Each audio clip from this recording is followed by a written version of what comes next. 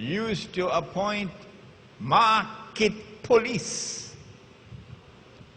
And the market police will be moving around in the market.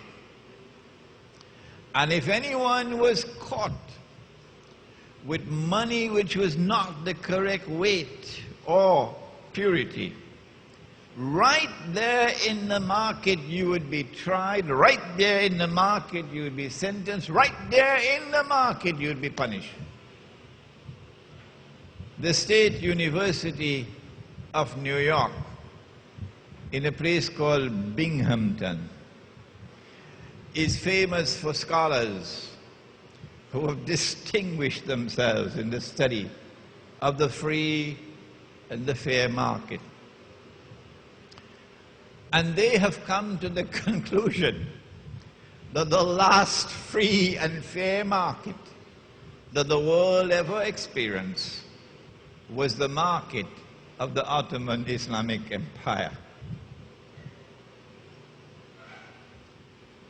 When the strange and mysterious alliance took place between European Jews and European Christians, that strange and mysterious alliance created modern Western civilization, the modern West.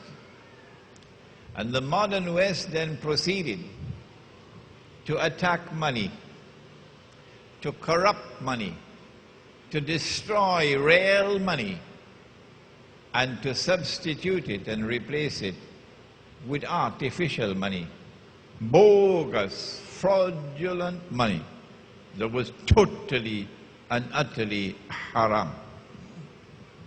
If only we could get the muftis of Islam to understand that. They listen to me, but it goes through one ear and it goes out through the other. They've been listening to me for years now, and they're saying, no, Imran is wrong. Imran is wrong. What they did was to remove gold and silver from the market and to eventually impose upon mankind a law prohibiting the use of gold as money. You probably, some of you hearing this for the first time, that it is now prohibited by international law to use a gold dinar as money. But Allah and His Messenger have ordained as money. They began the process of corrupting money with the creation of the Bank of England at the end of the 17th century. We cannot today give you the history.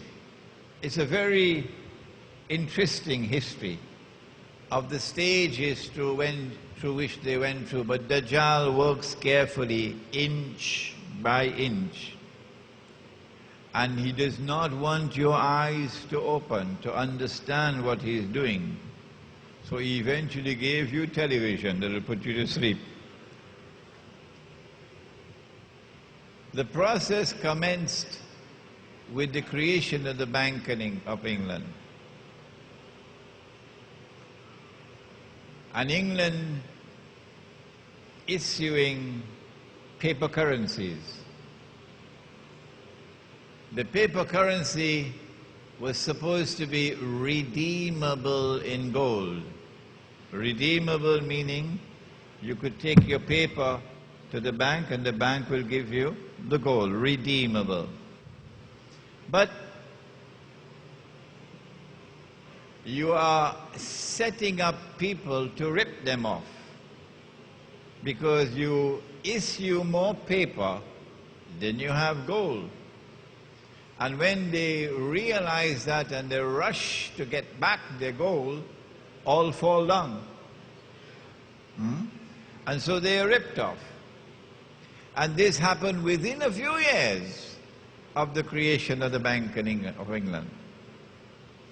The process continued after the British ruling state began to transfer power, or the transference of power was taking place to the second ruling state, the United States. The US dollar is redeemable in gold at 20 US dollars for 1 ounce of gold. But somewhere around, must have been 1926 or 27, if I'm wrong, correct me, the Federal Reserve was created. Somewhere around there, the Federal Reserve, a private bank, which seeks to impersonate a national bank, a state bank, private bank. And then suddenly the US government does something strange at the behest of the Federal Reserve. In April of 1931, most Americans don't know this. In April of 1931, the US government declared the use of gold, to keep gold coins and gold bullion to be illegal. In other words, they demonetized gold. Gold is no longer legal tender.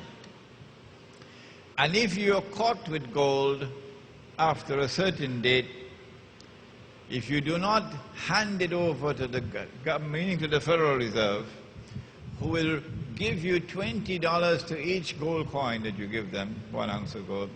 If you're caught with gold after a certain time, gold coins or gold bullion or gold certificates, you'll go to jail for 6 months and pay 10,000 US dollars in fine. That's a lot of money in those days. And so all the Americans rushed to give their gold to Uncle Sam and to take the paper at $20 an ounce. And then, of course, the sensible ones, the ones who knew the scam that was coming along, they didn't give Uncle Sam their gold. No, they changed all the paper that they had for gold. And then they shipped the gold to Switzerland, outside of Uncle Sam's reach, because they knew what's coming. And this is why today, you see all around the United States, people wanted to buy gold, because they know what's coming. In January of 1934, the US government, at the behest of the Federal Reserve, now remonetizes gold. It cancels the legislation. You can now come back and buy back your gold from Uncle Sam. But Uncle Sam changed the value of his paper. His paper was $20 to 1 ounce of gold. And Uncle Sam decided from this day it'll now be 35. 35. I'm telling you this story so you could understand what Allah is saying in the Quran when He said, وَلَا تَبْخَسُ النَّاسَ أَشْيَاءَهُمْ. And He said it 3 times in the Quran. So we rushed to buy back our gold from Uncle Sam, and we paid him $35 an ounce.